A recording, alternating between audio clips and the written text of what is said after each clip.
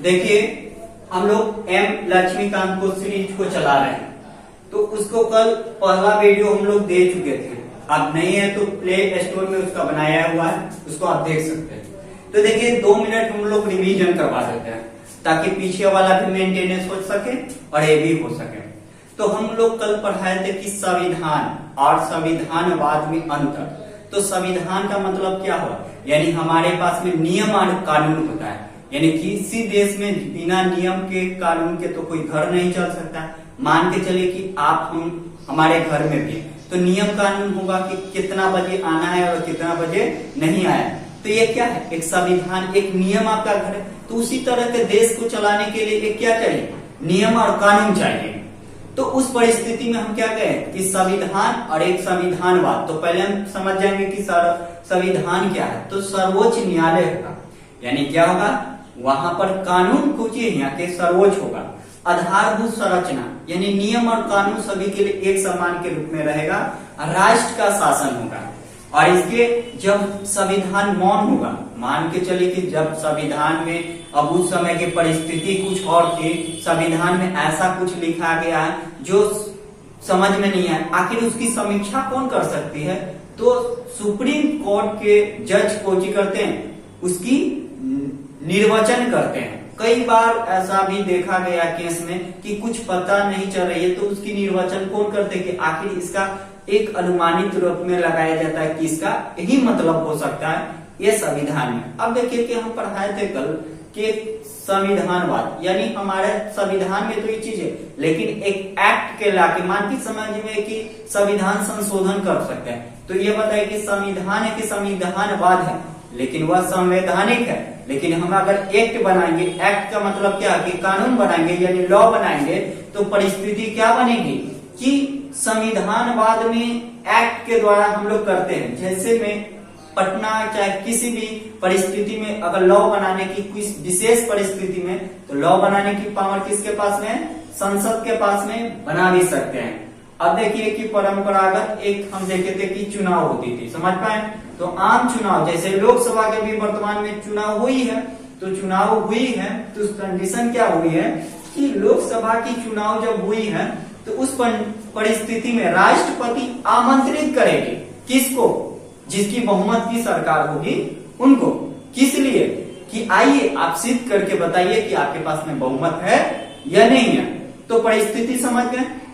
क्या यह संविधान में दिया गया है? नहीं, ये संविधान संशोधन कराया गया अविश्वास प्रस्ताव, यानी जैसी अविश्वास प्रस्ताव है ये हमारा संविधान में नहीं दिया है, बल्कि ये संविधान को एक्ट के द्वारा लाया गया। तो ये संविधान को एक्ट आखिर शक्ति कौन देता है, तो संविधान देता है। समझ पाए मेरी बात को, पॉइंट नंबर 1। और फिर हम बताए थे आपको कि विधि का शासन होगा, यानी सभी के लिए तो क्या होगा, विधि का शासन, यानी सभी व्यक्ति के लिए कानून एक समान होगी। एक समान करने का मतलब क्या होगा, अलग अलग किसी भी अपवाद में आप देख सकते हैं कि राष्ट्रपति और राज्यपाल आर्टिकल 361 के अधीन हम पद पर रहते हुए उन पर कार्रवाई नहीं कर सकते।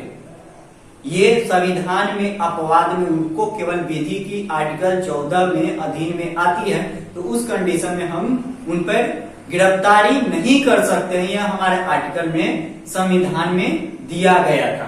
अब देख सकते हैं कि संविधानवाद क्या है, यानी संविधानवाद ऐसा नहीं कि किसी का मौलिक अधिकार का हनन करा। विधायिका अगर चाहेगी कि कानून बना के और किसी व्यक्ति के मौलिक अधिकार का अगर हम हनन कर दें तो ये हमारे पास में नहीं हो सकती है, क्योंकि न्याय समीक्षा करने के पास में किसको है, आर्टिकल 32 के अधीन आती है। सुप्रीम कोर्ट तुरंत उस पर कार्रवाई करती है, यानी संविधान में क्या है, सीमा लगाती है कि आप उतना सीमा तक रहिएगा।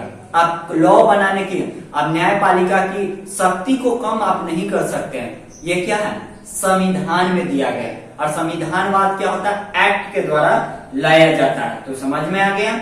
अब हम लोग इसको देखते हैं कि आज का नया टॉपिक देखते हैं कि क्या शक्ति का पृथक्करण सिद्धांत अपवाद। अपवाद का मतलब क्या है कि कोई चीज हमारे पास में संविधान में दिया है या नहीं दिया है, अपवाद में। अब देखिए क्या शक्ति, शक्ति का मतलब पावर, और पृथक्करण का मतलब क्या, कार्यपालिका, विधायिका और न्यायपालिका और सिद्धार्थ। तो आप देखिए कि ब्रिटेन हमारे पास में कौन शासन की थी? ब्रिटेन। अब ब्रिटेन ने भी क्या किया कि हमारे पर कैसे व्यवस्था चल, क्योंकि शासन अधिनियम 1935 के अधीन आता है। तो इस संसद के मंत्री और विधायिका और कार्यपालिका न्याय, ये क्या है? एक दूसरे के काम में अड़चन नहीं डालते हैं। जैसे कार्यपालिका विधायिका का काम क्या है? कानून को बनाना। कार्यपालिका का क्या काम है? यानी लॉ को मेंटेनेंस करना। और न्यायपालिका के क्या काम है? समीक्षा करना कि लॉ उस पालन हो रही है कि नहीं हो रही है। तो यहाँ पर समझना है कि कार्यपालिका विधायिका और न्यायपालिका में किसी भी व्यक्ति के क्या हो सकते हैं? हस्तक्षेप नहीं करता, एक दूसरे में टांग नहीं अड़ाते हैं। यहाँ तक समझ। देखिए अब विधायिका का मतलब क्या है? कि कानून बनाने की शक्ति किसके पास में है? तो विधायिका के भीतर कार्यपालिका को चयन करते। ये बात तो नहीं समझ में आया होगा। जैसे कहने का मतलब विधायिका का मतलब क्या होता है कि विधायिका जो हुई उसकी चयन करेगी। तो मान के मंत्री का चयन करना है तो हम तो चयन नहीं करते हैं। लोकसभा की पार्लियामेंट की जो होगी तो उसमें तो हम चयन नहीं करते हैं। मंत्री के कौन चयन के? जो वहां के प्रतिनिधि जीते हैं वही लोगों की करते हैं, चयन करते हैं। जैसे मुख्यमंत्री और पीएम को कौन चुनते हैं? हम तो चुनते नहीं है, उसको कौन चुनता है? वहां के प्रतिनिधि जाके चुनते हैं। यहाँ तक बात को समझ में आया। अब देखिए कि राष्ट्रपति, यानी अब देखिए कि शक्ति का मतलब कुछ बंटवारा जितना किया जाए। मान के चलिए कि एक शक्ति किसी के पास दे तो वह तानाशाही होगी कि नहीं होगी? तो शक्ति का पृथक्करण, यानी एक की चीज में पावर नहीं देना चाहिए। यानी अगर एक व्यक्ति के पास में पावर दिया गया तो पावर का तो दुरुपयोग होबे करेगा। तो इसीलिए हमारे पास में क्या है कि कानून बनाने की किसके पास में समक्ष है, यानी कानून कौन कौन से हमारे संविधान में बना सकते हैं। आर्टिकल राष्ट्रपति अध्यादेश जारी करता है। डायरेक्ट केवल पूछता है कंपटीशन में कि अध्यादेश कौन में जारी कर सकता है? राष्ट्रपति। आर्टिकल कितना है? 123 आर्टिकल है। समझ पाए? किस परिस्थिति में उसको करेगा कि जब लोकसभा और राज्यसभा दोनों सदस्य में नहीं हो, यानी दोनों काम में मतलब छुट्टी हो। हमारे पास में संसद 6 महीने में साल में 2 बार बैठती है। तो उस परिस्थिति में दोनों सदन खाली चल रही है, यानी सदन है ये नहीं है। और उस परिस्थिति में सदन जब खाली नहीं रहेगा तो उस परिस्थिति में हम अध्यादेश जारी करते हैं। यानी हम कह सकते हैं कि राष्ट्रपति का भी एक पावर होता है अध्यादेश जारी करके, जिसमें आर्टिकल कितना है? 123 है।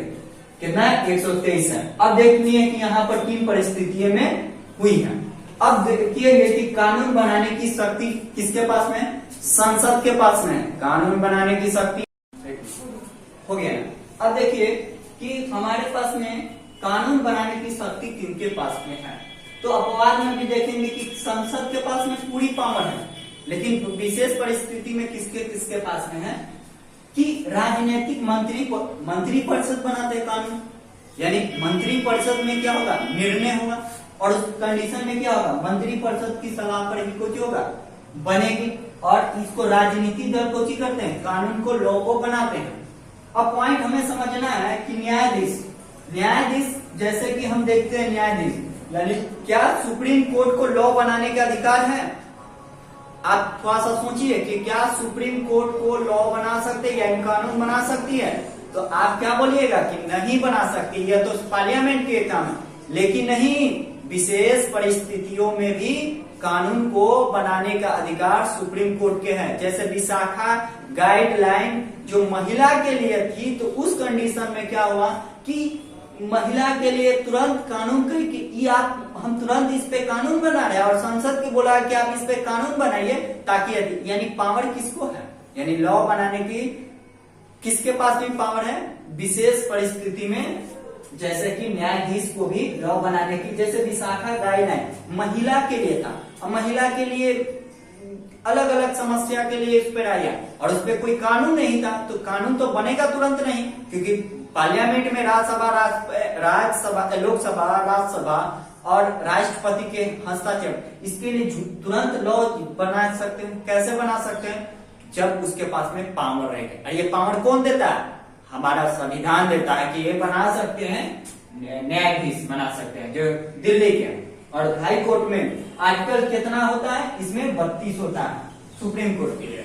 अभी सुप्रीम कोर्ट के लिए पढ़ाएंगे कि क्या है अदालत, अदालत का मतलब क्या होगा? देखते हैं अदालत हमारे कई पंचायतों में भी लगता है।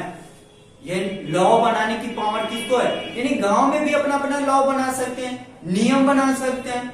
ये कौन देता है हमारे पास में? संविधान के प्रोग्राम है कि किस गांव में क्या व्यवस्था। जैसे आरबीआई, आरबीआई को पैसा छापना है, कभी रेपो रेट करना है, कभी पैसा को करना, निर्यात करना, आयात करना, तो इसमें अदालत में भी क्या कर सकते हैं? आरबीआई में भी हो सकता है अपना व्यवस्था कर, आरबीआई में भी, डीएम भी देखते हैं कि अपना उसका लॉ होता है, जिससे कि धारा लगाने के लिए जैसे देखते हैं कि मतलब कुछ इसमें देखते होंगे कि डीएम भी क्या कर सकता है कि 3 लोगों को, मुझे एग्जैक्ट अभी याद नहीं आ रही है कि डीएम के पास भी पावर होती है कि वो लॉ मेंटेनेंस के लिए करने के लिए ये क्या कर सकते हैं? कानून बनाने की शक्ति देती है। ये कौन देती है? हमारे पास में। लेकिन कार्यपालिका अस्थायी है। कार्यपालिका जैसे डीएम और एसपी ये अस्थायी है, यानी एक बार नियम में हो जाएगी तो ये क्या होगा? अस्थायी के रूप में चयन रहेगी। तो आई समझ पाए होंगे कि किस आधार पर होगा।